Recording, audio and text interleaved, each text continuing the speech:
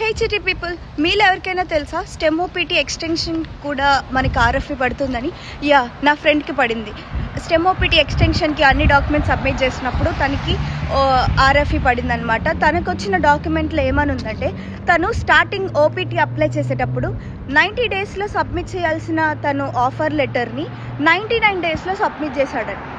So ఆ reason వల్ల తనకి ఆర్ఎఫ్ఈ పడింది. సో ఆర్ఎఫ్ఈలో ఏమని మెన్షన్ చేశారంటే, సో ఈ ఓపీటీ టైం పీరియడ్లో మీరు అసలు ఏ జాబ్స్ చేశారు, వాటి యొక్క ఆఫర్ లెటర్స్ అండ్ దాని యొక్క పే స్లిప్స్ అవన్నీ కూడా జాన్యువరి కల్లా మీరు సబ్మిట్ చేస్తే దెన్ మీ ఓపీటీని మేము స్టెమ్ ఓపీటీని అప్రూవ్ చేస్తాము.